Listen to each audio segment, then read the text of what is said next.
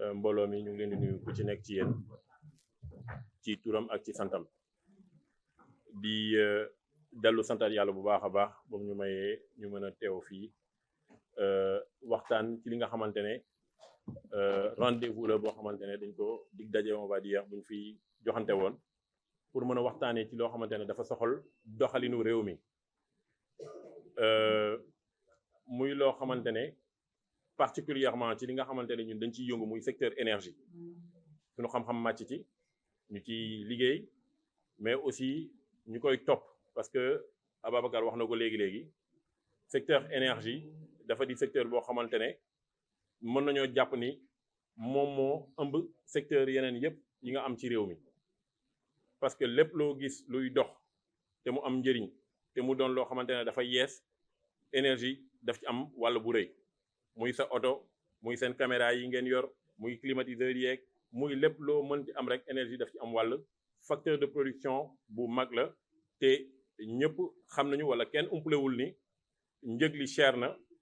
nit ñaa ngi jooytu di laajte lan moo tax lan moo waral mu cher lan moo tax kenn mënul fexe ba wàññi facture courant yi ma bëggoon nag tey ñu waxtaan ci li nga xamante ne mooy jalgat yi nga xamante ne dafa am ci secteur énergie bi parce que dafa am nu secteur bi di doxee ba tax na taf yëngal du tax mu dox tappale du tax mu dox te làmbatu itam du tax mu dox lii tax mu dox mooy ñu teg ko ci yoon jaarale ko ci yoon yor ko niñ ko war a yoree ba nga xamante ne lépp loo xamante ne waajal nañ ko mooy planifier nañ ko teg ko tëral ko topp ci ni mu waree bu boobaa ñu mën a am li nga xamante ne njeexital li nga xamante ne moom lañ ciy wër particulièrement nag liñ ciy wër mooy naka la ñuy def ba encore une fois njëgu courant bi mën a doon lu yemb ci ñëpp may fàttali ni fii nii Babacar wax na ko léegi effectivement ci wàllu liggéey wax naa ko sax man mi ci lay liggéey Akilee ay solutions informatiques lay développé mais bokk na ci secteur yi tax ñu gën ñu xam au départ secteur énergie tey dugg nañ ci éducation bi ñu ngi liggéey ci leneen loo xamante ne du ñàkk dina ci ñëwaat ci yeneen i entrevue on va dire mais tey Amadou Ly citoyen sénégalais pas Amadou Ly DG de Akilee wala président directeur général de Akilee Amadou Ly citoyen sénégalais bi nga xamante ne yàlla def na ci moom tey muy yëngu ci politique depuis presque 3 ans maintenant jotoon fi dem ci élection locale yi au niveau de Kër Massar Sud yàlla def ñu génn fa 2e sur 16 candidats jotoon na taxaw samp suñu ndënd bëgg fas yéene bokk ci élection présidentielle bi yàlla def ñu dem ba 2e tour de parrainage bi ñu doon ñu fay téye ca mujjantal ga ñu daal di ànd ak coalition Diomaye président ci càkkuteefu le candidat Bassirou Diomaye Diakhar Faye j'ai pas dit le président j'ai bien dit le candidat Bassirou Diomaye Diakhar Faye ba yàlla defee ñu bloqué ñu téye ñu ci 2e tour de parrainage bi le candidat Diomaye Faye wooma ñu waxtaan ne aha dañuy ànd ñu ànd ba ñu déggoowee yàlla def ma nekkoon fa directeur de campagne adjoint sës rëkk ci Moustapha Guirassy bi nga xamante ne moom moo nekkoon directeur de campagne man ak Birame Souleye Diop donc ñu nekkoon ñaari directeur de campagne adjoint yi Birame nekk directeur de campagne adjoint en charge du suivi des opérations man ma nekk directeur de campagne adjoint en charge de la stratégie et des finances ñu ànd ci nag ak waa coalition bi yépp daa di def liggéey bi ñu waroon def ba mu egg fu mu egg tey jii nii defe naa loolu jarul ñu ciy ñëwaat donc Amadou Ly boobu bi nga xamante ne dafa taxawee taxawaayu politique tey moom moo ñëw taxaw di waxtaan ak askanu Sénégal pas Amadou Ly président directeur général de Akilee parce que politique ñun ci suñu gis-gis moo lu muy dox mooy lan mooy taxaw ci yite askan wi dox ci li nga xamante ne moom mooy defar wala moom mooy ñoŋal nekkinu askan wi am na lu bari loo xamante ne digaale nañ ko ak sénégalais yi comme ni ma ko waxee dafa am loo xamante ne li tax ñu ànd ak la coalition Diomaye président mooy ni que dañu waxoon ni dafa am rupture maanaam dañoo bëgg soppi doxalin ci réew mi dañoo bëgg li nga xamante ne moo fi nekkoon lawoon na woon ni loolu moo tax ñu daal di jóg ànd ak moom ci gëm-gëm pas ci ay diggee bu ma toogee dinaa la defal lii wala dinaa la jox lii wala nangam sangam mais ci bëgg-bëgg ak yéene boo xamante ne am nañ ko jëmale ko ci askanu Sénégal ci njeexital bi nga xamante ne ñu ngi koy sàkku jëmale ko ci askanu Sénégal loolu ci kaw loolu la ñu àndoon ci la ñu ànd ba tey ndax ñu ngi ci coalition bi ba tey mais nag bu ñu gisee ñu toog commencé gis loo xamante ne ñun mën nañoo jàpp ni xëy na ñàkk xam moo tax yenn yi di am parce que secteur énergie bi nee naa leen ñun ci li ñuy liggéey dañ ko topp di xool lépp lu ciy am lépp loo xamante ne gis nañu que lii ay ndëgg sërëx la yoo xamante ne ñi fi nekkoon teg nañ ko fi te bu régime bi deful attention buñ ci jógee mën nañoo jaare foofu noonu surux mu dugal ñu ci guuta goo xamante ne kenn xamul nu mu toll te wax naa leen ko énergie mooy loo xamante ne fàttaliku leen ko pour ñi nga xamante ne topp nañ actualité boobu noonu dans les années 2007 8 9 10 ba 11 émeute électricité doon am fii nii ci réew mi tey nit ñi fàtte nañ ko parce que courant baa ngi ñëw tout le temps coupure yu wàññeeku na en tout cas pour Dakar ak yenn capitales yi et cetera ba xëy na nit ñi fàtte nañ li nga xamante ne moo fi doon xew yaa à peu près 14 ans mais am na erreur yoo xamante ne suñ ko defee rek mën nañoo dellu ginnaaw njëg li mën naa gën a cher yàlla xam na ne léegi rek avant may ñëw bëgguma tudd kilifa gi mais am na benn kilifa bu ma woo yor entreprise am di joytu ci facture am nu mu chéré mais ba ma joxee affaire man sama bopp dama tiit wax dëgg yàlla parce que bàyyi woon xel ni que am na ñoo xamante ne ñu ngi fay kilowatt heure maanaam mën nañu jàppee ni que moom la ñuy nattee courant bi ni ñu koy consommer am na ñoo xamante ne ñu ngi koy fay ba 230 francs CFA 230 francs CFA le kilowattheure am na ñu nga xamante ne ñu ngi koy fay fii nii ci ay entreprise loolu bu nekkee un facteur de production important ci yow li ngay produire en tant qu'entreprise boo moytuwul bu fekkente ne gënuñu la jàppale rek sa activité ci boppam mën na nërmeelu donc dafa di loo xamante ne dafay jaadu ñu artu ci ñi xamal ñi nga xamante ne xëy na xamuñu ñun jàpp nañu ni que encore une fois ñi fi nekk tey yàlla dénk leen réew mi am nañu yéene mais boo amee yéene te peut-être xamuloo lépp li nekk ci biir boo moytuwul boo toppee sa yéene kese ak sa xol bëgg a def rek boo moytuwul mën nga def ba def loo xamante ne dafa safaanoo ak li nga doon wër ba tax na ñun dañoo jóg ne ñun sénégalais yi la ñuy waxal xam nga mënoon naa ko def waxtaanu biir néeg mais li tax defuma ko waxtaanu biir néeg dafa di loo xamante ne lii may waxtaanee nii dafa di loo xamante ne ñun ñëpp la soxal en tant que citoyen sénégalais dama am information bu jëm ci contrat bi nga xamante ne mooy contrat bi gën a mag ci histoire secteur énergie Sénégal ba Sénégal nekkee Sénégal ba léegi avant indépendance rek après indépendance moo ci bokk yem histoire Sénégal secteur énergie bi contrat bi ci gën a mag mooy contrat bi nga xamante ne Sénélec signé na ko digganteem ak benn société bu ñu tuddee West Africa Energy West Africa Energy ñoom Samuel Ahmed Sarr ñoom ñoo ko taxawal mu ànd ci ak yeneen i doomi Sénégal yoo xamante ne ay privé lañu daal di dugal def seen investissement maanaam jël seen alal dugal ko ci projet boobu noonu bu fa yemoon rek ñu ne alhamdulilah parce que ñun ci loolu la ñuy dox ñun dañu ne dañuy xeex parti bi nga xamante ne jiite nañ ko muy sunu parti muy Yeesal en marche bokk na ci li ñuy bàkkoo koom-koomi réew doomi réew ku ne koom-koomi réew doomi réew mooy lan mooy li ñuy woowee naan l'économie elle est extravertie yi dugg na fii génn fii mooy nañu fexe ni ñuy doolelee doomi réew mi yi nga xamante ne dañu doon ay way yoo xamante ne dañoo yor seen i këru liggéeykaay di liggéeyloo ay nit ci jamono bii ñu toll xool naka lañ leen di doolelee ci seen i activité pour que li nga xamante ne ñu ngi ko namm ci réew mi naka la ñuy def ba chômage bi wàññeeku ba ndaw ñi am xëy et cetera mu mën a doon loo xamante ne dafay gën a yomb pour mu nekk donc amul benn yoon boo xamante ne dinañu ŋàññ doomu sénégalais boo xamante ne yëkkati nañu contrat jox ko bu fekkente ni nañ ko joxee jaar na yoon parce que le problème qu'on a avec le contrat avec West Africa Energy mooy ci fànn yépp foo ko nattee rek dafa jalgati yoon contrat bi présenté nañ ko naan 200 et quelques milliards mooy investissement bi c'est vrai bu fekkente ni investissement bi kese nga jël maanaam centrale bi li koy defar centrale lu 300 mégawatts contractuellement 300 mégawatts ñu ngi ci contrat bi ñu ngi xaatim contrat bi le 11 juin 2020 donc li may wax ni c'était il y a 4 ans en arrière le 11 juin 2020 la ñu xaatim contrat boobu noonu diggante Sénélec ak West Africa Energy li ci jiitu ci manquement yi mooy le fait que nga signé contrat boo xamante ne bañ lay laaj pour nga mën ko signer dañ la laaj nga indi benn document boo xamante ne ni ñu koy wax licence de production et de distribution d'électricité maanaam dafa am ñoo xamante ne ñoom ñoo am sañ-sañ ci réew mi Sénélec kese ak concessionnaire yi nga xamante ne ñoo nekk ci rural bi mais diwaanu Sénélec bi laay wax fii nii ñoom rek ñoo am sañ-sañu Sénélec kese moo am sañ-sañu produire électricité di ko jaay fii ci réew mi keneen amul sañ-sañ boobu bu fekkente ni da nga bëgg am sañ-sañ boobu il faut ñu daal di ci jox dogal lii tax ñu jox la boobu ndigal boobu nag mooy ñu jox la licence benn document boo xamante ne day wane ni yow am nga droit produire électricité di ko jaay ci réew mi dafa am benn loi boo xamante ne moom moo tënk maanaam benn sart boo xamante ne moom moo tënk secteur énergie nu mu tëddee woon diggante 1998 ba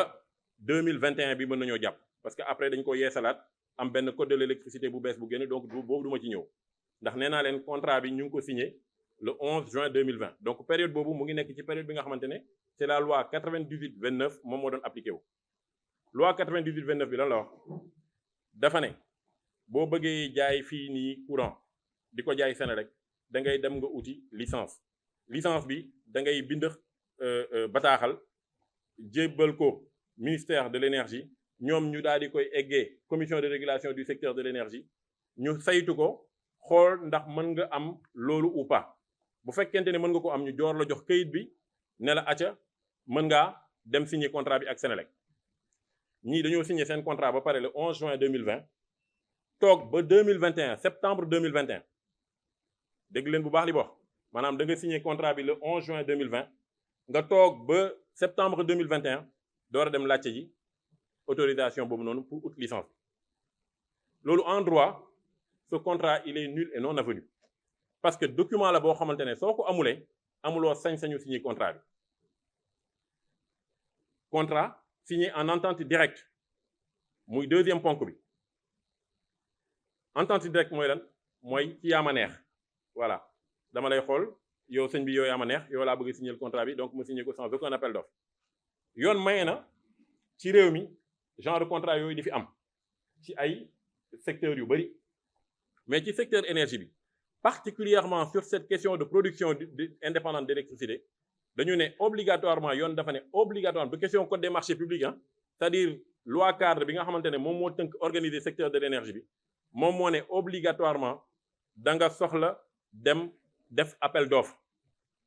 maanaam mënoo tànn nit ci yaama neex mënoo xëy ne man Papa Mademba bi tey ndax moom moo fi nekkoon DG Senelec xëy naa tànn signé ak Samuel Ahmed Sarr benn contrat boo xamante ne dafa nar a jur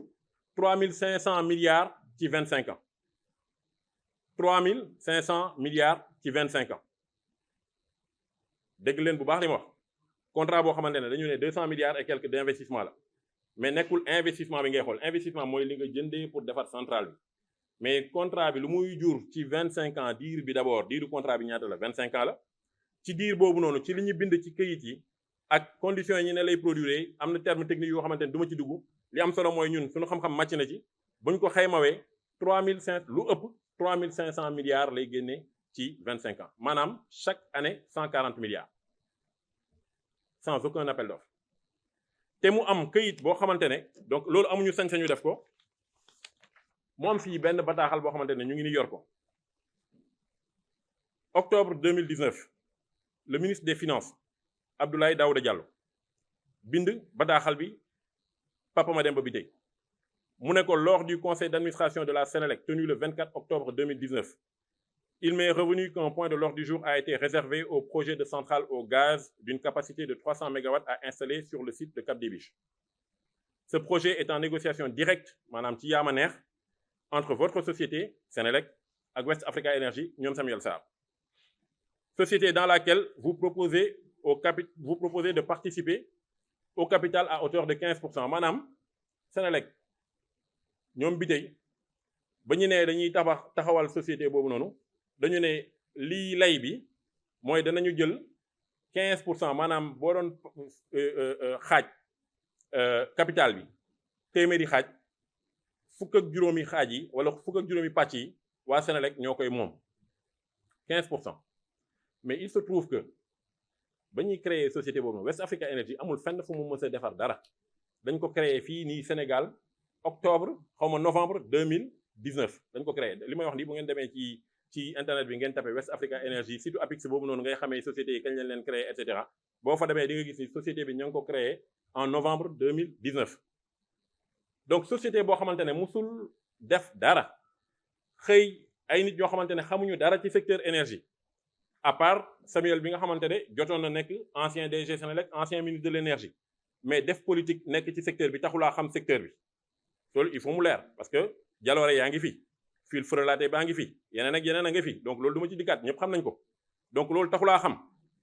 nga jël ko nga jox ko contrat bi gën a mag ci histoire du Sénégal te booba mu ngi fekk ni biir ci secteur bi am na benn société bu fa nekk bu tudd ERS Énergie Recherche Sénégal benn doomu Sénégal bu tudd Moustapha Sène moom ko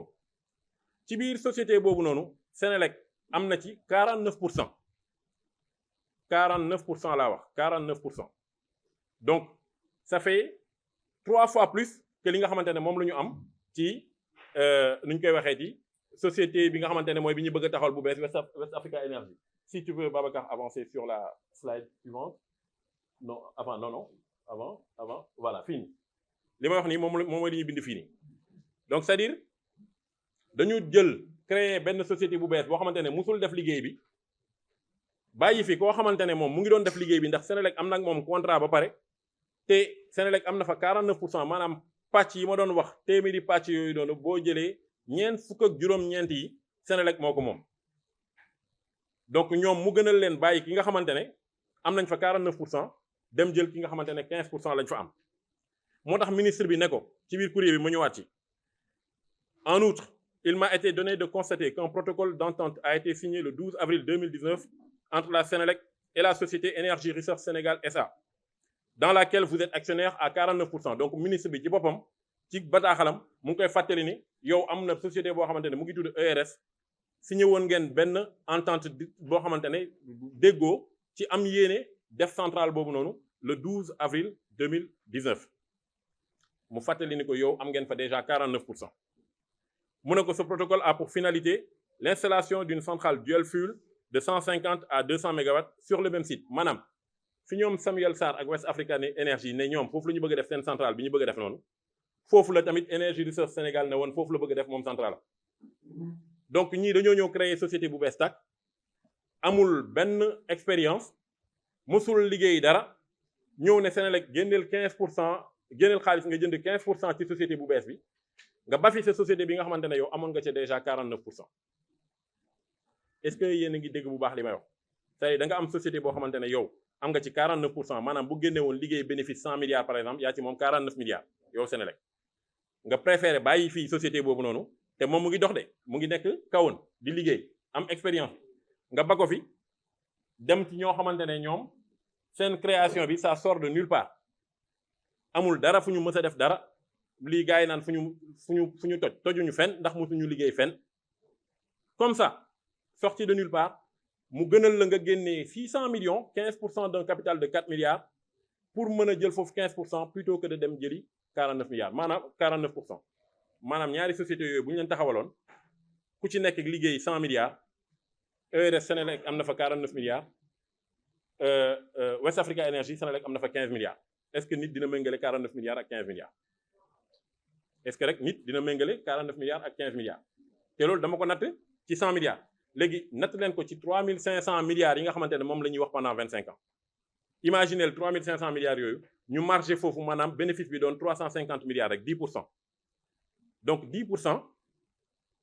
de 3500 milliards ça fait 350 milliards 49% pour mu simple naa ne 50% 50% de 350 milliards mooy 175 milliards de francs CFA donc yow mu gënal la bàyyi foofu 175 milliards pour dem jëli 52 milliards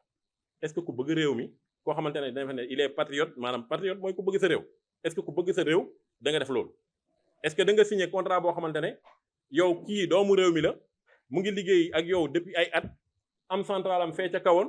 wane mën-mënam nga ba ko fi dem jëli koo xamante ne effectivement doomi réew mi la mais xam nañ ko ci loo xamante ne taxul ñu koy nawloo ci wàllu xam-xam ci secteur énergie bi société bi amul dara loo xamante ne def na ko ndax dañ koy door a taxawal ngeen daal di jóg jël jox ko benn contrat boo xamante ne mooy contrat bi gën a mag ci histoire du Sénégal te ministre bi wax na ko mu continuer ne ko à ce sujet je voudrais vous rappeler le principe désormais retenu et il l'a mis en gras le principe désormais retenu en matière de développement de nouvelles capacités maanaam li nga xamante ne moom la ñu jàpp ci naka la ñuy tabaxee maintenant ay centrales yu bees ci réew mi de production d'électricité qui est l'appel à concurrence donc ministre bi ci boppam mu ngi koy fàttali ni amuloo sañ-sañu signé ci yaama neex sa diggante ak koo xamante ne dafay ñëw taxawal lii société mu dellu newaat ko. Il s'y ajoute qu'une participation dans le capital de West Africa Energy à 15% n'est pas appropriée. Dégg leen bu baax li wax le ministre des Finances du Sénégal écrit au directeur général de Sénélec bu koy laaj autorisation pour mu mën a def li mu bëgg a def mu ne ko li nga bëgg a def nii ce n'est pas approprié pour le Sénégal maanaam baaxul ci Sénégal gënul ci Sénégal du samay kàddu c'est le courrier du ministère des Finances adressé au DG de Sénélec en octobre 2019. À la fin fu mu mujjee mooy je vous demande d'appliquer les règles de concurrence pour la réalisation de la centrale de 300 mégawatts. bu fekkente ni effectivement dañu war a tànn ay doomu Sénégal mu am ñaari doomu Sénégal wala ñetti doomu Sénégal yu jóg taxaw ne lii mën nañ koo def amul problème mais bu boobaa nañ leen woo ñu xool kan si ñoom moo gën li muy proposé mais mënoo jóg rek ci sa yaama neex kenn xamul ci lan nga ko teg nga daal di jël signer contrat bi nga xamante ne moo gën a mag ci histoire du Sénégal. Ça c'est extrêmement grave et dafa di loo xamante ne ce sont des choses qui doivent cesser parce que maa ngi leen doon wax sànq affaire facture courant bi. gis ngeen facture courant bi du mës a wàcc fekk ñu ngi def genre tooxi doona yu mel nii signé ci yaama neex ay contrat yoo xamante ne tegul fenn ndax Sénélec dafa am nu muy doxee secteur énergie dafa am nu muy doxee dafa am lu ñuy woowee le plan de production maanaam benn document boo xamante ne dafa naan fii ak fukki at wala ñaar fukki at wala sax parfois ba fanweeri at jàpp nañu ni que Sénégal nii la population bi nar a yokkuwee jàpp nañu ni que activité économique bi projet yi ñu fas yéene def dugg na fii génn fii nii la nar a demee loolu yëpp suñ ko boolewee xayma nañu ni que énergie bi liñ ciy soxla nii la toll bu tollee noonu nag ñun li ñuy soxla itam ci ay capacité de production maanaam ay centrales yoo xamante ne ñoom ñooy lakk courant boobu noonu daal di koy indi pour ñu mën ko jëfandikoo loolu tamit nii la toll plan de production boobu laa leen wax mënoo leen a xool gëstu ba gis plan de production bi fi nekkoon waxuma ay li ñu rattrapé après derrière bi fi nekkoon ba ñuy signé contrat bi mënoo leen fexe ba gis fa centrale boo xamante ne 300 mégawatts la amul parce que loolu dafay indi beneen problème ci secteur bi mooy li ñu woowee la modularité tey bu courant coupé wee boo percé benn centrale bu ngeen ko fàttalikuwee ba xaw ma 2016 la xaw ma j'ai plus l'année en tête mais Pàcc Lambaye bi fii nii côté Pikine lakkoon na fi n'est-ce pas ba mu lakkee fii nii dafa laal réseau de transport bi ba mu laalee réseau de transport bi su ngeen fàttalikuwee am nañ foofu noonu ay ñetti fan yoo xamante ne courant bi dañ ko doon ay ayloo parce que doyatul woon ndax justement dañu pertoon capacité wu évacuation d'énergie maanaam centrale bi nekkoon fii nii biir Bel-Air war a mën a génne boobu mënatul woon génne. Est-ce que vous comprenez bien ce que je suis en train de dire? C'est-à-dire que boo pertee centrale ci ni ñuy tabaxee secteur électricité boo pertee benn centrale da nga war a jël say matuwaay pour que boo ko pertee nga mën a am bu koy rangu parce que sinon rek da ngay couper courant bi bu fi réseau bi nekkee maanaam fii yi courant yi bu ñu fi nekkee boo da nga war a jël say matuwaay pour que boo pertee benn centrale nga mën ko rangu léegi nag ci li ngay def ci say prévision da nga naan centrale bi gën a mag laay imaginer que mën naa ko perte maanaam boo yoree ay centrale bii nekk 20 mégawatts bii nekk 50 mégawatts bii nekk 100 mégawatts 100 mégawatts bi doon ba fa gën a mag donc da nga naan damay dolli benn centrale de 100 mégawatts boo xamante ne bu problème amee ma perte bu gën a mag bi ma mën a ñëw rangu pour daal di koy remplacer boo jëlee centrale 300 mégawatts dugal ko ci réseau bi xam nga lan lay def day waral ni bu fekkente ni perte nga 300 mégawatts da ngay soxla centrale 300 mégawatts pour rangu ko et ça renchérit le coût de l'énergie ou bien ça dégrade la qualité de service ou bien dafay yokk njëgu courant bi wala mu wàññi qualité bi nga xamante ne moom la ñuy anam yi nga xamante ne noonu la ñuy joxewee courant bi séddalewee courant bi parce que soit am nga 300 mégawatts buy rangu wala boo ko amulee te loolu dafay cheral courant bi wala boo ko amulee da ngay couper courant bi nit ñi duñu am ñii dañuy am ñee duñu am délestage yi ñëwaat amul man xool naa document plan de production bi amul benn yoon ci affaire gaz bi stratégie gaz to power bi ñuy wax maanaam gaz bi ñëw nii ñu waajal gaz bi di ñëw et cetera amul benn yoon buñ fa prévoir centrale 300 mégawatts li ci gën a rëy 50 mégawatts parce que loolu li ko waral mooy li ñuy woowee la modularité pour que justement booy perte nga perte benn bu ndaw bu 50 mégawatts boo waree rangu nga am di benn bu 50 mégawatts mu rangu et cetera et mu doon loo xamante ne da nga koy maîtriser mais lan lañ def encore une fois ci yaama neex ñu jël 300 mégawatts joxe ko 3500 milliards minimum sur 25 ans mais c'est-à-dire man c'est extraordinaire ana doomi Sénégal yoo xamante ne mën nañu wax ni que ñoom signé nañ fi contrat wu 3500 milliards quoi moo tax du ngeen mës a dégg ñu wax leen 3500 milliards yi du mës a génn parce que effectivement du ñu bind ni que 3500 milliards moo nekk ci contrat bi dañuy bind tarif bi ñuy jëndee maanaam njëg bi ñuy jëndee courant bi nga xamante ne moom la ñuy produire mais boo calculer wee centrale boobu ñëwee parce que centrale boobu kenn du ko am di ko téye muy toog ba guddi mu door a daw centrale boobu ala kulli xaal dafa war a daw tout le temps parce que sinon charge fixe yi nga fay dafay cher loolu tamit dafay yokk njëgu courant bi donc da nga koy dawal tout le temps boo ko dawalee tout le temps presque peut-être mu arrêté wu juste pour maintenance bi ci année bi presque 96% du temps dafay daw moom la ñuy woowee la disponibilité des centrales électriques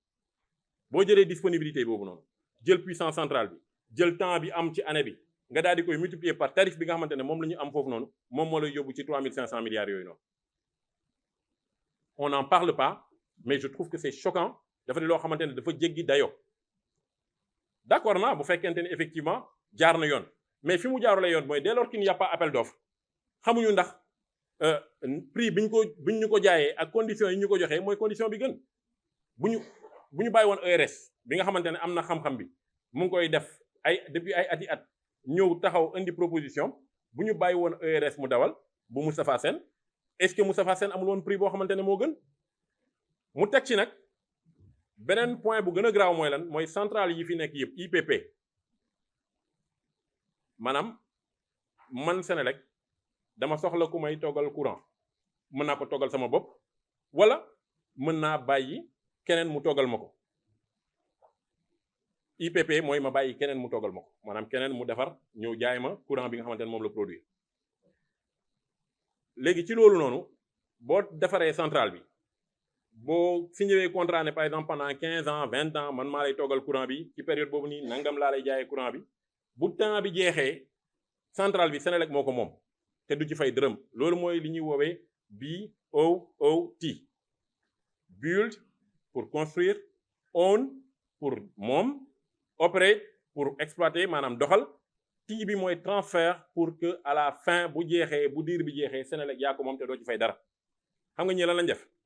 non seulement ñoom jox nañ leen contrat wu 3500 milliards ci 25 ans nii n'est-ce pas mais ñu dellu dindi T bi quoi maanaam bu 25 ans yi jeexee Senelec bu bëggee moom centrale bi foog mu fay est-ce que loolu ku bëgg sa réew di nga ko def te yow centrale yi fi nekk yépp ci jiitu woon ñoom ñëpp BOOT lañ leen defaree ku ci dogg pare sa contrat bu jeexee da ngay jël centrale bi jégal ko Senelec jébbal ko Senelec mu moom ko fekk du ci fay dërëm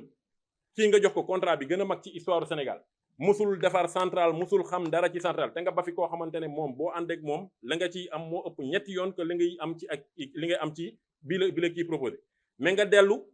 nga ne bu 25 ans yi jeexee sax man centrale bi nga xamante ne maa ko waroon moom te ma xam ne yeneen yëpp nii laa ko signé mais bii garaawul quoi bàyyi naa leen ngeen moom ko su ma ko bëggee moomaat il faut ma jëndal est-ce que vous vous rendez compte de ça c'est extrêmement grave parce que loolu mooy tax courant bi mënul wàññeeku dans ces conditions là c'est pas possible ci affaire yaa ma neex yooyu noonu moo tax courant bi mënul wàññeeku fii ci Sénégal mën nañoo wax nag lu ñu neex taf yëngal et cetera mais ça là ça ne mène nulle part ay wax rek lay doon même bu gaz bi ñëwee gaz bi wàññi courant bi jàpp leen seen xel yi ni que bu ñu signé wul woon contrat bi ci anam yooyu noonu courant bi dina woon gën a yombati encore donc bu leen jàpp ni gaz bi ñëw na rek parce que effectivement courant nu muy chéré nekkul investissement bi kese investissement bi ci la bokk mais combustible bi tamit daf ci am wàll donc njëg bi la combustible bi di dikkee dafa am tamit loo xamante ne daf ko ci joué moo tax ñu naan waaw gaz bi yàlla may nañu gaz donc bu gaz bi ñëwee incha allah courant bi dinañu wàññeeku effectivement mën na am courant bi wàññeeku bu gaz bi commencé ñëw doxal seen centrale yi mais dama ni même sans ça bu fekkente ni defoon nañu investissement yi na mu waree ñu ko waroon defee jënd nañu nañu war a jëndee fa ñu war a jëndee courant bi tamit dina wàññeeku te loolu amu fi affaire yaa ma neex yooyu nag am fi moom la ñu jàpp ni dañ ko war a jubbanti parce que lii lu jubadi la li ñu def ni signé contrat boo xamante ne yow ba nga koy signé këyit bi nga war a am pour mën ko signé am droit wu signé ko amuloo ko nga signé contrat bi le 11 juin 2020 toog ba 1 an après nga door a dem demander licence bi donc tu as violé la loi nga daal di signé contrat boo xamante ne dañ la ne da nga war a def appel d'offre ministre bi bind la jox la courrier bind la ne la dégg naa ci conseil d'administration bu mujj bi nii ak nii ak nii mais dama leen di fàttali ni que lii ak lii moom mooy nii la réew mi di doxee te dama leen di soññu waxul sax soññu dama leen sant na ngeen doxal appel à concurrence bi je vous demande j'ai pas dit je vous waxul ay je sollicite xaw ma lan non il n'a pas dit ou bien je suggère il n'a pas dit ni non je vous demande d'appliquer maanaam dama la sant na nga def lii ma la wax nii je vous demande d'appliquer les règles de concurrence defuloo ko nga jël c'est un ordre explicitement donné donc lan moo dox nag ci ginnaaw diggante ba ko ministre bi génnewee ba tey après derrière ñu am garantie yeeg jàppal bàyyil et cetera loolu ñoom rek ak yàlla ñoo ko xam mais li wóor ba wóor ñun li ñu xam mooy ni que c'est certain que y a eu des surcoûts yoo xamante ne mënuñu ko accepter te buñ ci ñëwee tuuti 2 ans de retard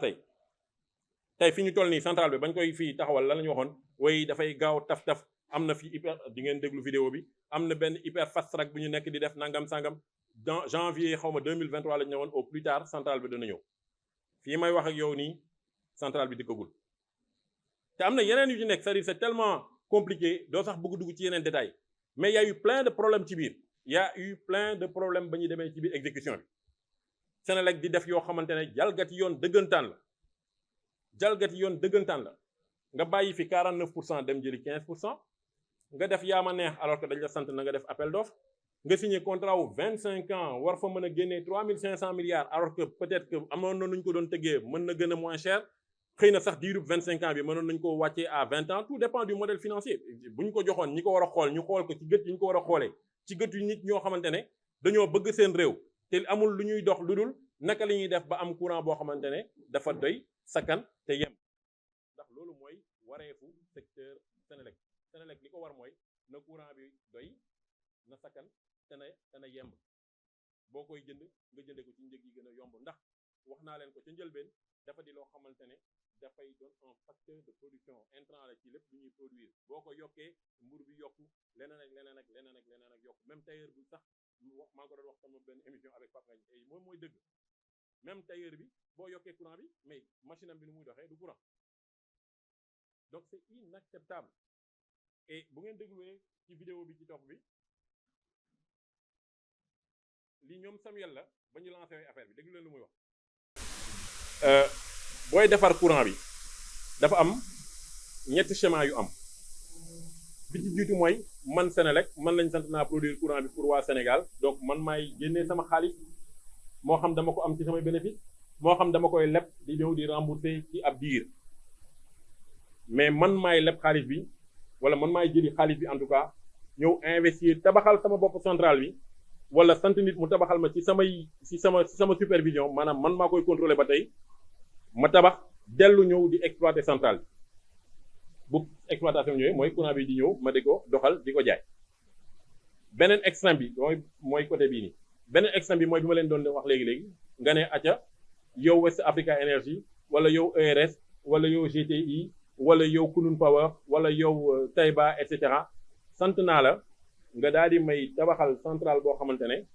dafay produire nangami mégawatt nga lakk courant bi ñëw jaay ma courant bi diggante ñaar yooyu nag donc bii pur public la 100% public Senelec bii pur privé la 100% privé diggante ñaar yi am na benn boo xamante ne intermédiaire la intermédiaire bi mooy lan mooy man Senelec ma dem leb xaalis bi parce que en tant que structure publique je peux accéder à des financements concessionnels ci njëg yu gën a yomb taux d'intérêt yu gën a wàcc et cetera comme ça lépp ci bëgg a wàññi njëgu courant bi mooy li ma leen doon wax rek investissement beeg yooyu choix yooyu ngeen di def moom mooy tax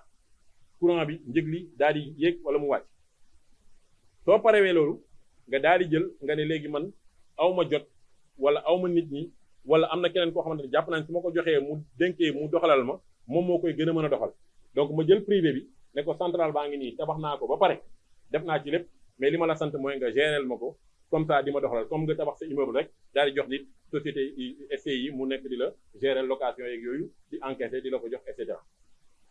donc modèle boobu noonu mooy li ñu woowee le modèle ONM operating and maintenance donc maanaam di exploiter ak di maintenir centrale bi loolu noonu am na beneen vidéo boo xamante ne ci biir semaine bi laa ko dégg